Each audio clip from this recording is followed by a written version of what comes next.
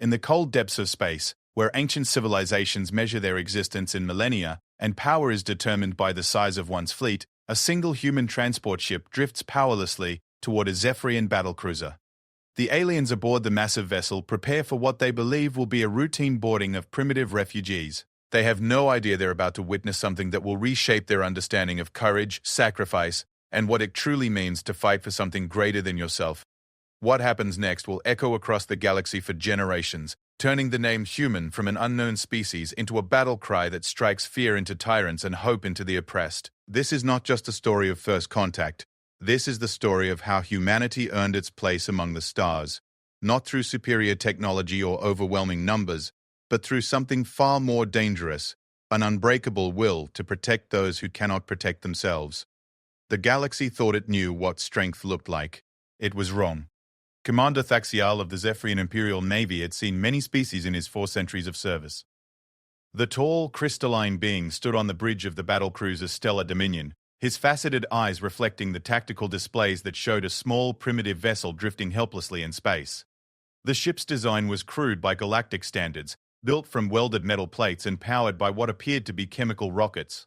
It bore no resemblance to any vessel in their databases. "Another refugee ship, Commander," reported his tactical officer, Lieutenant Vexara. Her voice carried the typical Zephyrian tone of superiority. "Scans indicate approximately 200 life forms aboard. Their technology appears to be pre-stellar development level. Thaxiel's mandibles clicked in mild interest. Pre-stellar? Then how did they achieve interstellar travel?" "Unknown, sir. Perhaps they stole the vessel or were transported here by another species." Vexara paused, studying her readings. "They're broadcasting on multiple frequencies, but the language is completely unknown to our translation matrices." The commander moved to the center of the bridge, his crystalline form catching the light from the holographic displays. Around him, the bridge crew of various alien species went about their duties with practiced efficiency. The Zephyrian Empire had brought order to this sector of space for over 3,000 years, and dealing with primitive refugees was routine. "Prepare a boarding party," Thaxiel ordered. "Standard protocol for unknown species. Full containment suits, neural suppressors, and documentation equipment. We'll need to determine their origin before deciding on relocation parameters." As the Stellar Dominion moved closer to the human vessel, the alien ship's communications became more frantic. The unknown species was clearly trying to establish contact, their signals growing stronger and more urgent with each passing moment. Inside the human transport ship New Horizon, Captain Sarah Chen stood on what could generously be called a bridge, watching the massive alien vessel approach. The ship had been humanity's first attempt at interstellar colonization, launched from Earth 57 years ago when the planet could no longer support its growing population. Half their number had died during the journey through what the scientists called a gravitational anomaly, but which Sarah suspected had been some kind of naturally occurring wormhole. "Captain, we're getting no response to our communications," reported Navigation Officer Lu Wei, his face pale with exhaustion. Like everyone aboard the ship, he looked gaunt from years of strict rationing. "The alien vessel is over 2 kilometers long and appears to be moving into boarding position." Sarah nodded grimly. At 45, she had been chosen to lead this mission not for her age, but for her experience in crisis management and her psychological profile indicating exceptional resilience under pressure. The genetic diversity protocols had required leaders from various backgrounds, and her combination of military training and civilian management experience had made her ideal for the role. "Are the children secure in the inner compartments?" she asked. "Yes, Captain. All 68 children are in the reinforced section with the medical staff," replied Dr. Burt. Marcus Webb, the ship's chief medical officer and senior council member. "But Sarah, if these aliens are hostile, those bulkheads won't stop advanced weapons." Sarah looked around the bridge at the faces of her crew. They were tired, scared, but determined. These were the survivors of humanity's first great leap into space, and they had endured 5 decades of hardship to reach this point. They deserved better than to become specimens in some alien laboratory. "Listen to me, all of you," she said, her voice carrying to every corner of the bridge. "We don't know what these aliens want, but we do know who we are. We are human beings who left everything behind to find a new home for our children. We are the children and grandchildren of people who looked at the impossible and decided to try anyway. Whatever happens next, we face it together." The alien ship's docking clamps engaged with a resounding clang that echoed through the New Horizon's hull. Sarah could hear the whine of cutting tools as the aliens began to breach their outer airlock. She had perhaps 10 minutes before they would be face to face with an unknown species whose intentions remained completely mysterious. "Captain," whispered Engineer Rodriguez, should we try to fight?" Sarah almost laughed at the absurdity of the question. Fight with what? They had no weapons beyond some maintenance tools and emergency equipment. Their ship was held together by determination and increasingly creative repairs. They had barely survived the journey here, wherever here was. "We do what humans have always done when faced with the unknown," she said quietly. "We try to communicate, we try to understand, and we try to find a way to protect our people." The cutting tools fell silent. Sarah could hear the hiss of atmosphere equalizing, then the heavy footsteps of beings in environmental suits. The inner airlock door cycled open, and humanity had its first contact with galactic civilization. 3 figures entered the bridge, their forms hidden behind sophisticated environmental suits that hummed with energy. The tallest of the 3, clearly the leader, carried a device that projected holographic symbols into the air between them. The symbols shifted and changed, clearly attempting to establish some form of communication. Sarah stepped forward, her hands open and visible. She pointed to herself and said clearly, "Human. Sarah. Captain." She gestured to her crew. "Human. People." The lead figure tilted its head, and the symbols changed. A new pattern emerged, one that seemed to indicate questioning or curiosity. Sarah repeated her words, then pointed toward the inner sections of the ship where the families were sheltered. "Children.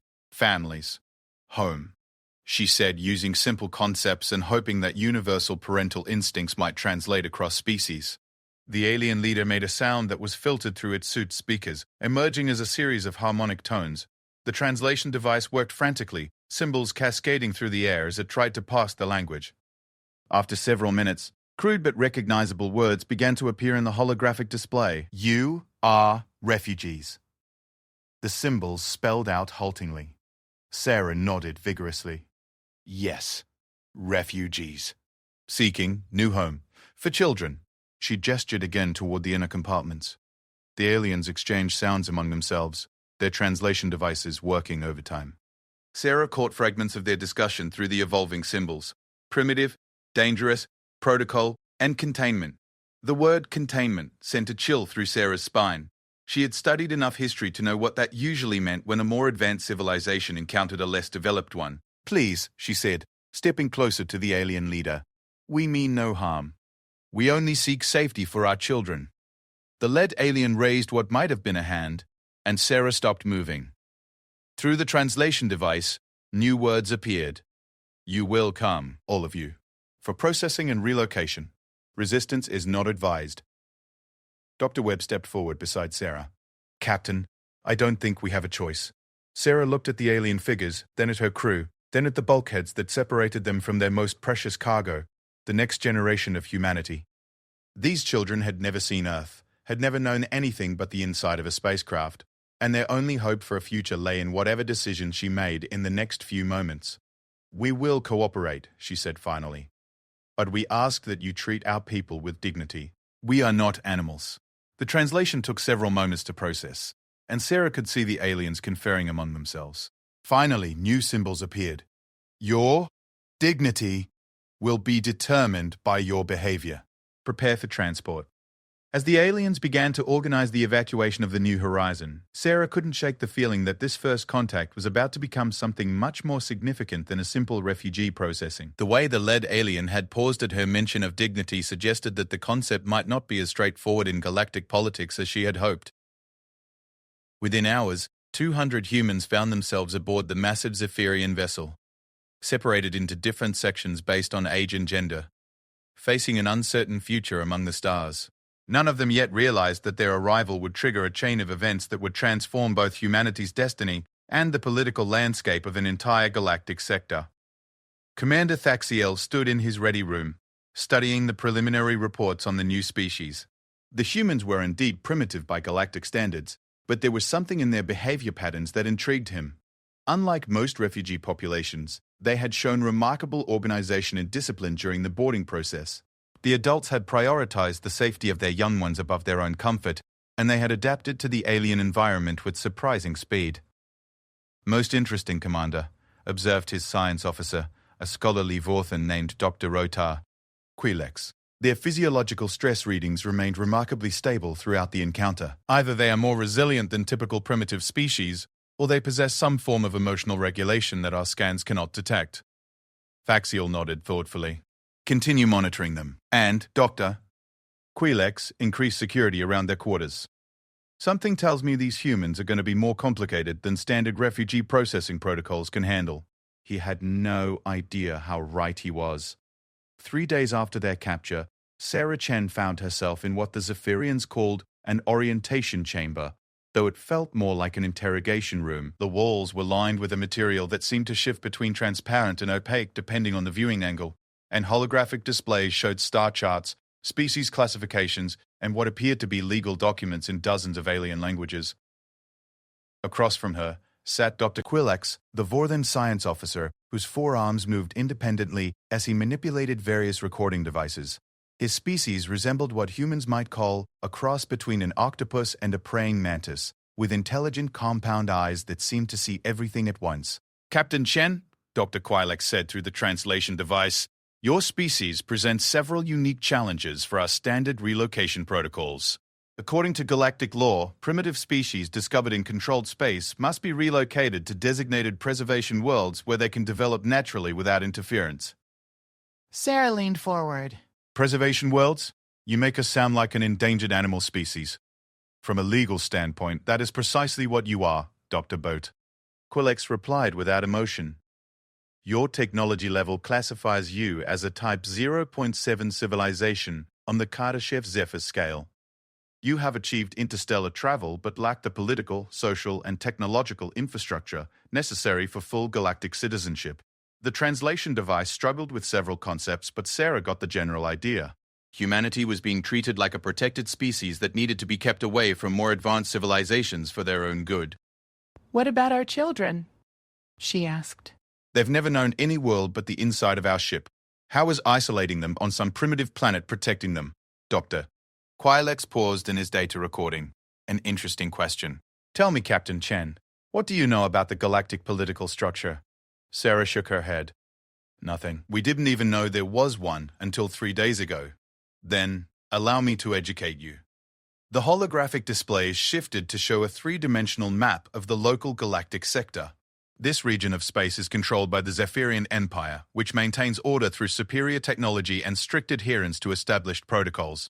We govern 17 different species across 43 star systems. The map zoomed in to show individual systems, each marked with different colored indicators. The green systems are home to fully integrated species, those with Type 2.0 or higher civilizations. The yellow systems contain developing species under our protection and guidance. The red systems, he paused, are quarantine zones for species that have proven problematic. Sarah's blood ran cold. Problematic how? Species that demonstrate excessive aggression, refuse to integrate with galactic law, or pose potential threats to established order. Dr. Quilex manipulated the display to highlight several red zones. Currently, we have 3 species in permanent quarantine. The Vasti, who proved incapable of controlling their violent impulses, the Kalari, who refused to abandon their concept of individual freedom in favor of collective security, and the Thorians, who attempted to steal advanced technology. And you're trying to decide which category we fall into? Sarah said quietly. Precisely. Dr. Quilex set down his recording devices and focused all 4 eyes on Sarah. Your species has already demonstrated several concerning traits. You achieved interstellar travel through means we cannot fully understand or replicate. Your emotional responses do not match established patterns for primitive species. And most troubling, your social structure appears to prioritize individual initiative over collective compliance. Sarah realized she was walking through a minefield. Every answer she gave could determine not just her own fate, but the future of every human aboard this ship. Dr. Quilex, she said carefully, may I ask you a question about Zephyrian society? The alien scientist tilted his head in a gesture that Sarah interpreted as curiosity. You may ask. How does your species choose its leaders? How do you decide who gets to make decisions that affect other people's lives? Leadership positions are determined through a combination of genetic aptitude, educational achievement, and psychological evaluation. Those who score highest in intelligence, emotional stability, and adherence to established protocols are granted authority over those who score lower. Sarah nodded slowly. And what happens to those who disagree with the leader's decisions? They are counseled until they understand why the decision is correct. If they continue to resist, they receive additional education and psychological adjustment until compliance is achieved. The casual way Dr. Quilex described what sounded like brainwashing made Sarah's stomach turn. She was beginning to understand the true nature of the order that the Zephyrian Empire brought to the galaxy. Dr. Quilex, what if someone makes a mistake? What if a leader makes a decision that turns out to be wrong? That is impossible. Leaders are chosen specifically for their inability to make incorrect decisions. If a decision appears to produce negative results, it is because the implementation was flawed or the subjects failed to understand their proper role in the process. Sarah sat back in her chair, processing this information. She was dealing with a civilization that had eliminated the concept of fallible authority. No wonder they were having trouble categorizing humanity. I think I understand now why you find us problematic, she said. Explain. Human society is built on the assumption that everyone, including our leaders, can make mistakes. We choose our leaders not because they're perfect, but because we trust them to admit when they're wrong and change course. We argue with each other constantly because we believe that disagreement leads to better solutions. Dr. Pick. Quilex made a sound that the translator interpreted as distress. You intentionally create conflict within your social structure. We call it democracy, or debate, or sometimes just conversation. Sarah leaned forward. Dr. Quilex, can I show you something? The alien nodded cautiously. Sarah stood and began to pace, using her hands to illustrate her points. Suppose you have a problem. Let's say your ship's engine is making an unusual sound. How would Zephyrian Protocol handle this situation?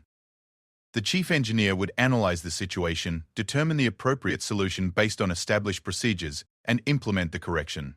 If the problem persisted, the chief engineer would consult with higher authority until the correct solution was identified. Here's how humans would handle it, Sarah said. First, everyone would have an opinion about what's causing the sound. The engineers would argue with each other about the best way to fix it. The captain would listen to all the arguments, then make a decision based on the best available information. If that didn't work, we'd try something else. We'd keep trying different approaches until we found one that worked. But that is incredibly inefficient, Dr. Quilex protested. Think of all the time wasted on unnecessary discussion. Maybe. But think of all the problems we solved that would stump a rigid hierarchy. Sarah stopped pacing and looked directly at the alien scientist. Dr. Quilex, how did your ship react when our vessel first appeared on sensors? Standard protocol. Unknown vessel, prepare for boarding, implement containment procedures. Did anyone suggest trying to communicate first? Did anyone propose that we might be friendly? Did anyone consider that we might have valuable information or skills to offer?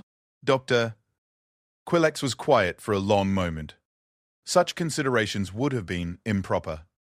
Protocol exists to prevent mistakes. But it also prevents discoveries, Sarah said quietly. Dr.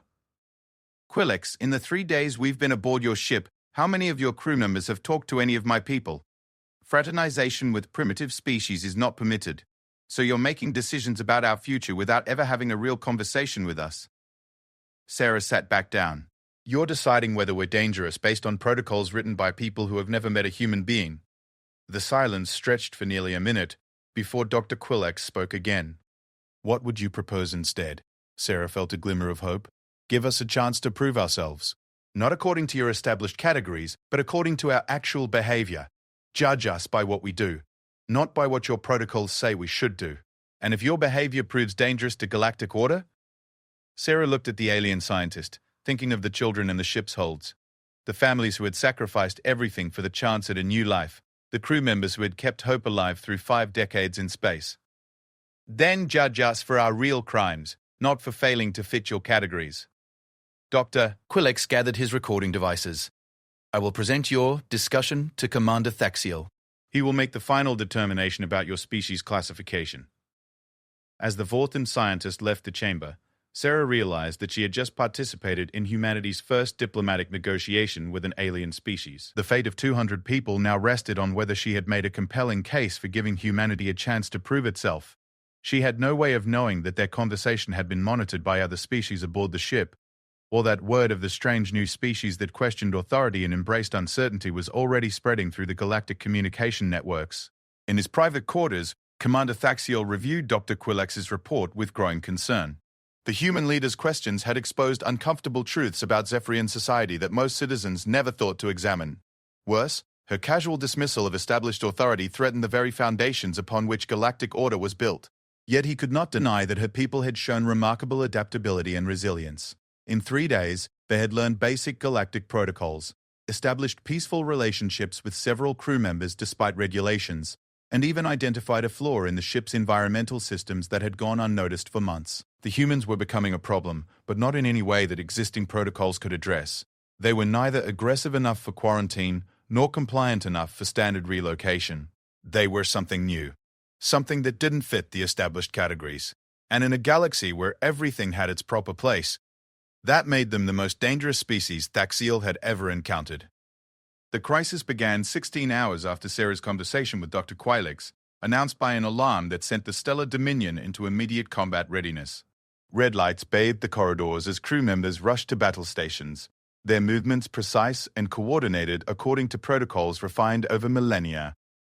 In the human detention area, Sarah and her people felt the ship's massive engines change pitch as the vessel altered course abruptly. The artificial gravity fluctuated, sending unsecured objects sliding across the floor of their improvised living spaces. "Captain, what's happening?" asked Dr. Webb, steadying himself against a bulkhead as another course correction sent vibrations through the ship's structure. Before Sarah could answer, the detention area's communication system crackled to life. Commander Thaxiel's voice, filtered through the translation matrix, filled the chamber with tense urgency. "Attention, human detainees. Our vessel has received a distress call from a civilian transport under attack by Korath raiders. Standard protocol requires us to investigate and render assistance. You will remain in secure quarters until the situation is resolved." The channel closed, leaving the humans in anxious silence. Through the small viewports in their section, they could see the stars wheeling as the massive ship changed direction toward whatever emergency awaited them. "Raiders?" asked Engineer Rodriguez. "These Zephyrians have pirates to deal with too?" "Apparently the galaxy isn't as orderly as they pretend," Sarah replied, pressing her face to one of the viewports. In the distance, she could see flashes of light that looked disturbingly like weapon discharges. On the bridge of the Stellar Dominion, Commander Thaxiel studied the tactical display with growing concern. The situation was worse than the initial distress call had indicated. 3 Korath attack vessels had cornered a refugee transport carrying over 800 civilians from various species. The transport's shields were failing, and its engines had been damaged beyond repair. "Status report," Thaxiel ordered as he took his position at the command center. "The refugee vessel Hope's Journey is carrying evacuees from the Kelos system," reported Lieutenant Vexara.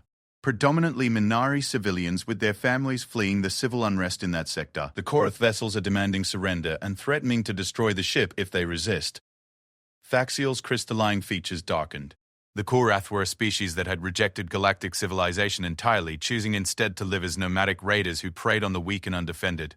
They respected neither law nor protocol, making them one of the few genuine threats to Zephyrian authority in this sector. Tactical assessment? 3 Korath destroyers, Commander. Older models but heavily armed and experienced in combat. They've taken position around the refugee ship to prevent escape. Vexara paused. "Commander, standard engagement protocols recommend waiting for reinforcements before confronting multiple Korath vessels." Thaxiel considered the options.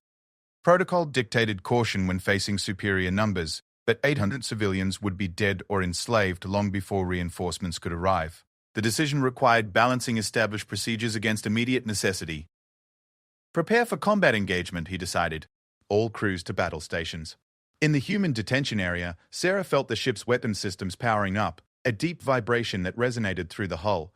The lights dimmed as power was redirected to combat systems, and she could hear the distant sounds of crew members running through the corridors. "They're going to fight," she said quietly. 3 against 1? "Doctor?" Webb shook his head. "Those aren't good odds, even for a ship this size." Sarah was studying the viewport when she saw something that made her breath catch. In the distance, barely visible against the starfield, she could see the outline of the refugee transport. It was listing badly, atmosphere streaming from breaches in its hull, completely defenseless against the sleek predator ships circling around it. "Those people are going to die," she whispered. The first exchange of weapons fire lit up space like deadly fireworks. The Stellar Dominion opened with a barrage of energy weapons that struck one of the Korath vessels, causing it to veer away from the refugee ship. But the other two raiders immediately focused their attention on the Zephyrian cruiser, and the return fire was devastating. The humans felt the impact as energy blasts struck their ship's shields. Emergency power cells activated automatically, and the artificial gravity generators struggled to maintain stability as the vessel shuddered under the assault. "We have to do something," Sarah said suddenly. "What are you talking about?" Rodriguez asked. "We're prisoners in the middle of an alien space battle. What could we possibly do?" Sarah was quiet for a moment, thinking about her conversation with Dr. Quilex. The Zephyrians made decisions based on established protocols and rigid hierarchies. They were fighting this battle according to rules that the Korath raiders clearly didn't share. "Dr. Webb," she said, "how much do you remember about unconventional warfare tactics?" The medical officer looked puzzled. "Some." "Why?" "Because I think our hosts are about to discover that sometimes the best solution isn't the one in the manual." Sarah moved to the communication panel that the Zephyrians used to monitor their detention area. It was designed to receive signals, not transmit them, but Rodriguez had spent the last 3 days studying its construction during the long hours of confinement. "Rodriguez, can you modify this to send a signal instead of just receiving?" The engineer examined the panel carefully. "Maybe. It would take me a few minutes, and I'd need some tools. Use whatever you can find. We need to contact that bridge." While Rodriguez worked on the communication system, Sarah gathered the other humans around her. "Listen, all of you. We're about to either save a lot of lives or get ourselves killed. Anyone who wants to stay out of this can remain in the back sections." Nobody moved. 10 minutes later, Rodriguez looked up from the modified communication panel. "It's ready, Captain, but I can't guarantee it won't trigger every security system on the ship." Sarah nodded and activated the transmitter. "Commander Thaxiel, this is Captain Chen. I know you're busy right now, but we might be able to help." The response was immediate and angry. "How did you access ship communications? Return to your quarters immediately and cease all unauthorized activities." "Commander, please listen to me. Your people are fighting this battle according to your protocols, but the raiders don't follow your rules. They're going to keep circling you, wearing down your shields while the refugee ship dies. Human interference is not welcome during combat operations." Another massive impact shook the ship, and Sarah could hear the strain in the Zephyrian commander's voice when he spoke again. "You have 30 seconds to explain your suggestion before I have security remove you from the communication system." Sarah took a deep breath. The raiders are using the refugee ship as both shield and bait. They know you won't fire toward it, so they can attack you while staying in its defensive shadow, but they're assuming you'll fight them ship to ship. There is no alternative. What if you didn't fight them at all? What if you made them come to you instead? There was a pause in the communication, broken only by the sounds of combat systems firing and the vibration of impacts against the ship's hull. "Explain. Shut down your weapons and engines. Make them think you're disabled. When they're moving close to finish you off, you'll have clean shots at all 3 of them simultaneously. That would leave us completely vulnerable if the deception fails." "Commander," Sarah said urgently, "how many Zephyrian battlecruisers have the Korath destroyed using conventional tactics?" Another pause. "Several." "Then, maybe it's time to try something unconventional." The communication fell silent. On the bridge, Commander Thaxiel stared at the tactical display while his crew waited for orders. The human's suggestion violated every principle of Zephyrian military doctrine. It was reckless, unpredictable, and completely contrary to established procedure. It was also their best chance of saving 800 civilian lives. "All weapons offline," he ordered quietly. "Engine power to minimum. Damage control teams prepare to simulate critical system failures." PSR turned to stare at her commander. "Sir, are we actually following tactical advice from a primitive species?" Thaxiel watched the tactical display as the stellar dominion suddenly went dark, drifting apparently helpless in space. The Korath vessels immediately changed their attack pattern, moving closer to investigate what appeared to be a critically damaged enemy. "We are following tactical advice from someone who thinks differently than we do," he replied. "Sometimes that is exactly what a situation requires." The 3 raider ships approached cautiously, their weapons trained on the drifting Zephyrian vessel. They spread out in a triangular formation, preparing to board what they assumed was a disabled enemy. "All vessels within optimal firing range, Commander," whispered the tactical officer. Thaxiel waited until the raiders were committed to their approach, too close to escape quickly if the situation changed. "All weapons online, fire." The stellar dominion erupted with coordinated weapon strikes that caught all 3 Korath vessels completely off guard. The concentrated fire disabled 2 of the raiders immediately, and sent the third fleeing at maximum acceleration. Within minutes, the refugee transport was secure, its passengers safe, and the immediate threat eliminated. But the victory had come at a cost that Commander Thaxiel was only beginning to understand. In the detention area, Sarah and her people listened to the sounds of the crew celebrating their success. They had just participated in their first galactic military operation, and they had probably saved hundreds of lives. But more importantly, they had demonstrated something that no Zephyrian protocol manual contained instructions for handling: the value of thinking outside established systems. "Captain Chen," came Commander Taxiel's voice through the communication system, "report to my ready room immediately. We have much to discuss." As Sarah prepared to face whatever consequences awaited her, she realized that humanity had just passed its first real test among the stars. They had proven their worth not through superior technology or overwhelming force, but through the simple willingness to think of solutions that others hadn't considered. It was a lesson that would echo throughout the galaxy in ways that none of them could yet imagine. Commander Thaxiel's ready room had been transformed into an impromptu council chamber.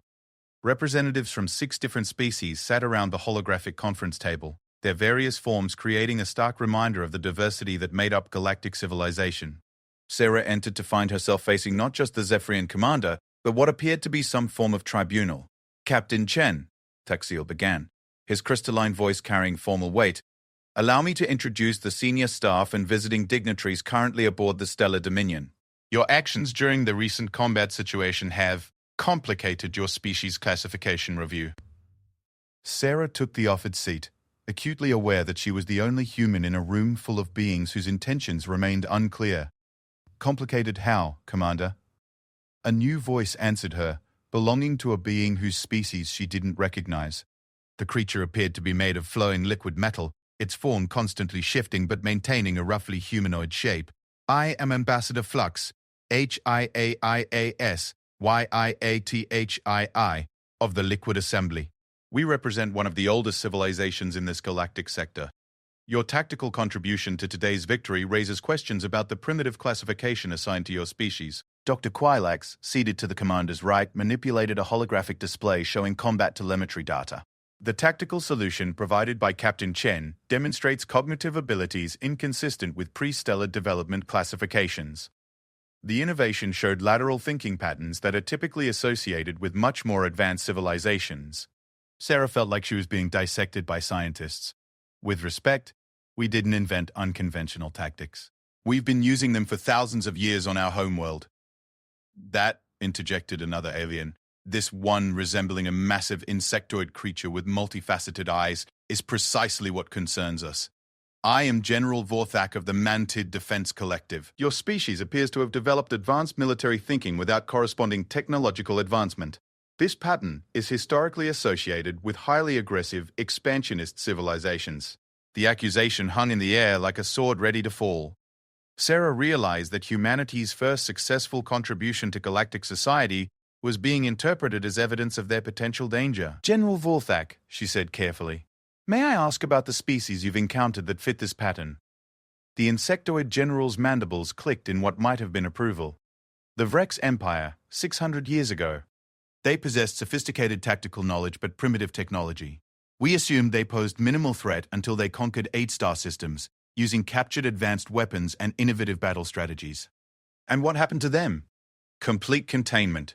Their species was relocated to a single world under permanent quarantine." General Vorthak leaned forward. "Captain Chen, your people's success today suggests similar capabilities. The question before this council is whether humanity represents a similar threat to galactic stability." Sarah felt the weight of her species' future pressing down on her shoulders. Every word she spoke now could determine whether humanity would be accepted into galactic civilization or condemned to permanent isolation. "May I share something about human history with this council?" she asked. Ambassador Fluxhigh's liquid form rippled in what Sarah hoped was curiosity. "Proceed. Our homeworld has seen thousands of wars throughout our history. We've developed tactical thinking not because we're naturally aggressive, but because we've learnt the cost of conflict. Every innovation in warfare on Earth came with a corresponding lesson about the price of violence." Sarah stood and began to pace, using the same technique that had worked with Dr. Barner. "Quilex, we learned to think tactically because we learned to survive. But we also learned something else, that the strongest military tactics are often useless unless they serve a greater purpose. Explain, Commander Thaxiel requested. Today, we didn't suggest an innovative tactic to defeat the Korath raiders. We suggested it to save the civilians they were threatening. The military solution served a humanitarian goal. Sarah stopped pacing and faced the council directly. Human military history is filled with examples of warriors who chose to protect the innocent rather than pursue victory. General Vorthak's multifaceted eyes reflected the room's lighting as he considered this. Protecting civilians is standard military doctrine for all civilized species. But choosing to protect strangers at personal risk isn't standard doctrine, Sarah replied. It's a choice that each individual has to make when the moment comes. The room fell quiet as the council members absorbed this distinction. Finally, Ambassador Fluxay spoke. Captain Chen, you claim that your species chooses humanitarian concerns over tactical advantage. How can we verify such a claim? Sarah felt a chill of premonition. What do you mean? Dr. Quilex answered, his forearms moving to manipulate new data displays. We propose a practical examination. Your people will be given an opportunity to demonstrate their priorities under controlled conditions. The holographic display showed a detailed schematic of what appeared to be a space station or large facility. Sarah could see residential areas, industrial sections, and what looked like detention facilities. The Kelari situation, Commander Thaxiel explained, represents an ongoing challenge for galactic administration. The species refuses to accept relocation to appropriate development worlds and continues to demand what they call individual freedom. Their resistance to proper integration has become increasingly problematic. Sarah's stomach clenched as she realized where this was leading. General Vorthak continued the explanation. Standard protocol requires the use of increasingly firm measures to ensure compliance. However, the Kelari have proven remarkably resistant to conventional persuasion techniques. You want us to help you force them into compliance, Sarah said quietly. We want to observe how your species handles a situation where tactical advantage could be used to enforce proper order. Ambassador Fluxay clarified. Your people will accompany a standard enforcement mission to the Kelari station.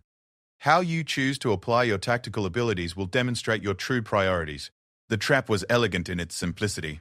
If humanity helped the Zephyrians force the Kelari into compliance, they would prove themselves useful but morally compromised. If they refused to help, they would be classified as a threat to galactic order. If they tried to help the Kelari resist, they would be confirming the worst fears about human aggression. And if we refuse to participate in this test? Sarah asked. Then your species will be classified based on incomplete data, Commander Thaxiel replied. Incomplete classification typically results in quarantine protocols being applied as a precautionary measure. Sarah looked around the room at the alien faces watching her every reaction. She was being asked to make a choice that would define humanity's relationship with galactic civilization, and every option seemed designed to trap her species in one form of subjugation or another.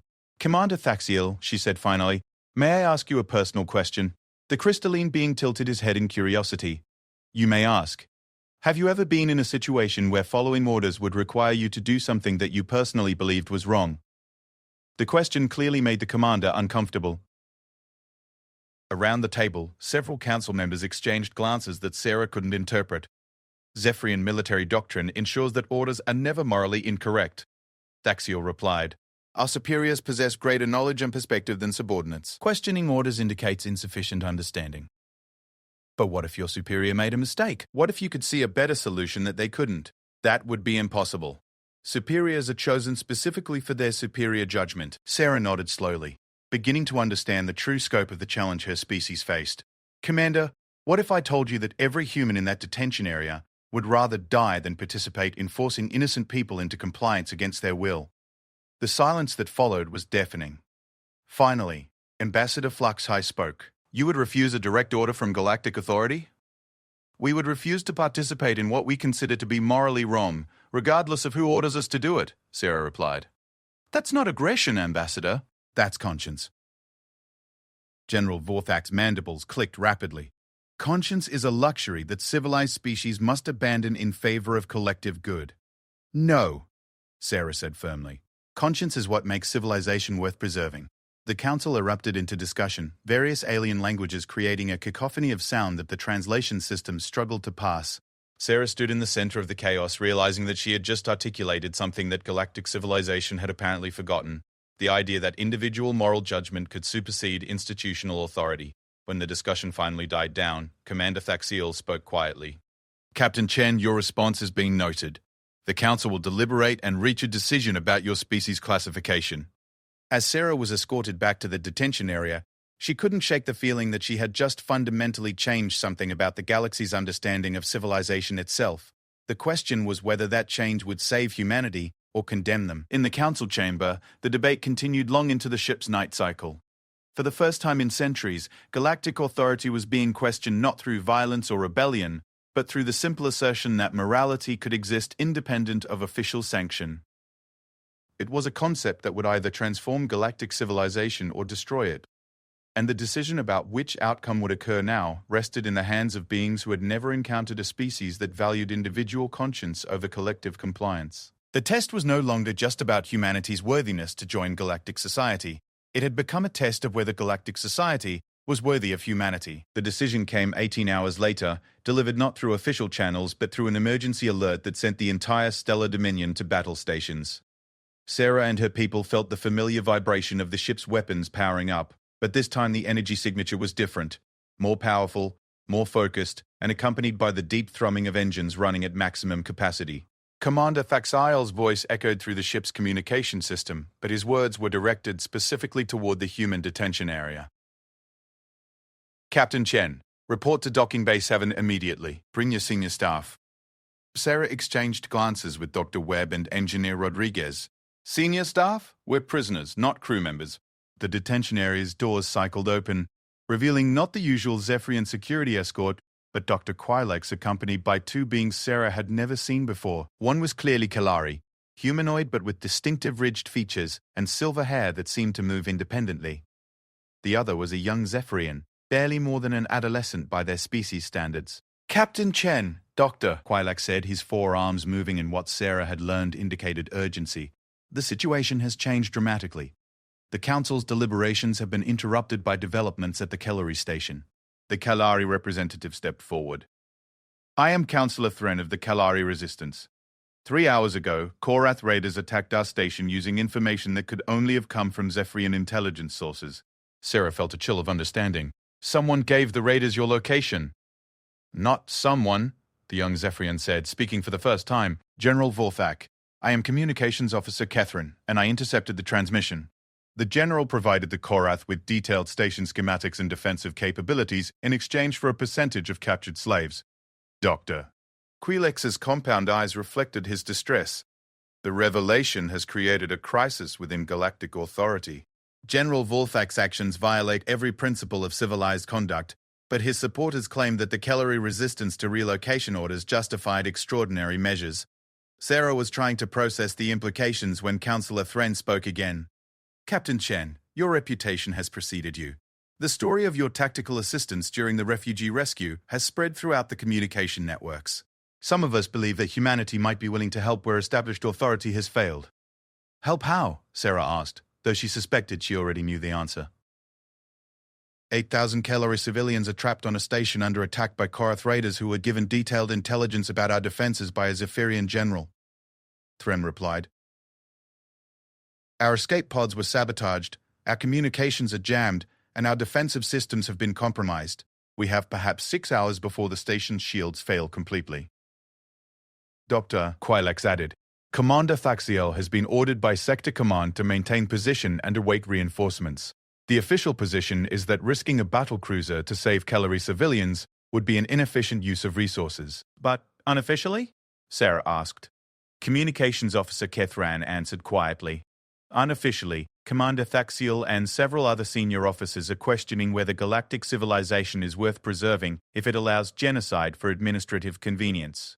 Sarah understood immediately. The test had evolved beyond humanity's worthiness to join galactic society. It had become a test of galactic society's worthiness to continue existing. What are you asking us to do? She said. Help us save people who deserve to be saved, Councillor Thren replied simply.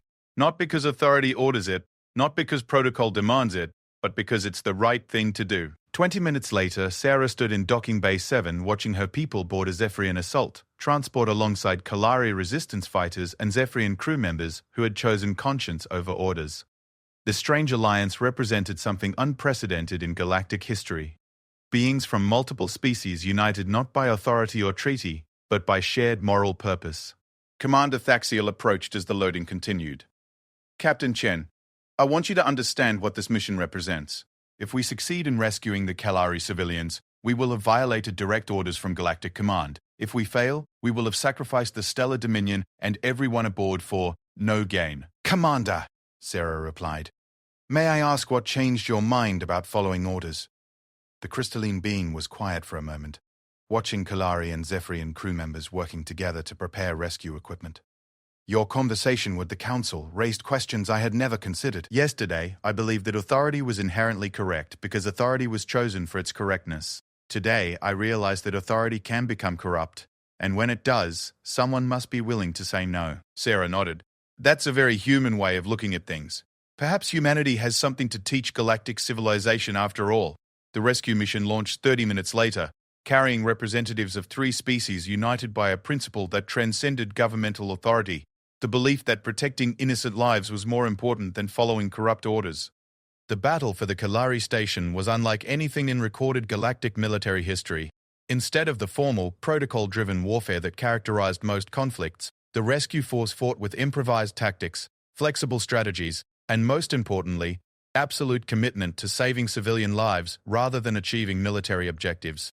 Engineer Rodriguez coordinated with Kalari technicians to restore the station's defensive systems, using spare parts from the Zephyrian assault transport. Dr. Five Raudner. Webb worked alongside alien medical staff to treat wounded civilians while the battle raged around them. Sarah found herself commanding a mixed-species tactical team that moved through the station's corridors like water flowing around obstacles. Adapting to each situation without regard for established doctrine, the Korath Raiders, accustomed to facing rigid, predictable opponents, found themselves completely outmaneuvered by enemies who refused to fight according to expected patterns. Within 4 hours, the raiders had been driven from the station, their ships fleeing into hyperspace to avoid destruction. But the real victory was measured not in enemy casualties or tactical objectives achieved, but in the 7,847 calorie civilians who survived, because beings from 3 different species had chosen to risk everything for people they had never met before. The aftermath of the rescue mission sent shockwaves throughout galactic civilization. General Vorfak was arrested for treason and corruption, but his supporters in Galactic Command demanded harsh punishment for everyone who had violated orders during the rescue operation. The crisis was resolved in a way that nobody had anticipated. Commander Thaxiel, facing court-martial for insubordination, made a simple request. He asked for the right to present humanity's case for full galactic citizenship. The hearing was broadcast throughout the Galactic Communication Network. Representatives from dozens of species watched as Sarah Chen, standing beside Commander Thaxiel and Councillor Thren, addressed the Galactic Assembly. Honored delegates, she began. We have been asked to prove humanity's worthiness to join galactic civilization. Instead, I want to talk about what we learned about civilization itself during our time among the stars. She gestured toward her mixed-species companions. We learned that true civilization isn't about following orders or maintaining established protocols. It's about beings from different worlds choosing to stand together when innocent lives are at stake. It's about having the courage to say this is wrong, even when authority tells you it's right. The assembly hall was completely silent as Sarah continued. We learned that the greatest honor any species can achieve isn't to be classified as advanced or primitive, compliant or dangerous. The greatest honor is to be considered worthy of trust by those who fight beside you for something greater than themselves. She paused, looking out at the sea of alien faces. Commander Thaxiel chose to violate orders to save Kalari civilians. Councillor Thren chose to trust unknown aliens with the lives of his people. Communications Officer Kethran chose to expose corruption despite the personal risk. None of them did this because protocols told them to. They did it because they decided that some things are more important than obedience. Sarah's voice carried to every corner of the vast chamber. If that's what galactic civilization stands for, then humanity is proud to be part of it. If it stands for something else, then perhaps it's time for civilization to change. The vote that followed was closer than expected, but the outcome was clear. Humanity was granted full galactic citizenship, not as a primitive species under protection, but as equal partners in an interstellar community that had rediscovered the meaning of moral courage. More importantly, the events triggered galaxy-wide reforms that established individual conscience as a fundamental right, created oversight systems to prevent corruption in galactic administration, and recognized that diversity of thought was essential for civilization's continued growth. 6 months later, Sarah Chen stood on the bridge of the HFY Endeavour, humanity's first purpose-built interstellar vessel. The ship carried a mixed crew of humans and aliens, all united by the same principle that had motivated the rescue mission. The belief that civilization's greatest strength lay not in its technology or its protocols, but in its commitment to protecting those who could not protect themselves. "Captain," reported Lieutenant Martinez, one of the human crew members, "we are receiving a distress call from the Omega sector. A refugee convoy, under attack by separatist forces." Sarah looked around the bridge at faces representing 6 different species, all of whom had volunteered to serve aboard a human vessel because they shared humanity's conviction that moral courage was more important than official authority. "Set course for Omega Sector, maximum speed," she ordered. "Let's show them what civilization really looks like." As the HFY Endeavour jumped to hyperspace, carrying its crew toward another crisis where beings would need protection from those who would exploit them, Sarah reflected on how far humanity had come. They had arrived in galactic space as refugees begging for sanctuary. They were becoming something far more valuable, the conscience of an entire civilization. The honor of fighting beside humanity hadn't been granted by official proclamation or diplomatic treaty. It had been earned through actions that proved what humanity stood for, and it was shared by every being in the galaxy who chose principle over protocol, courage over compliance, and moral truth over convenient authority. In the vast network of galactic communication, a new phrase had entered common usage among species who valued freedom and justice. To fight beside humanity is an honor earned across the stars. It was a reminder that true civilization wasn't about the technology you possessed or the territory you controlled. It was about the choices you made when nobody was watching, the stands you took when everything was at risk, and the beings you chose to fight beside when the moment came to defend what mattered most. Humanity had found its place among the stars not by conquering them, but by proving worthy of the trust of those who shared their vision of what the galaxy could become. And that, perhaps, was the greatest victory of all.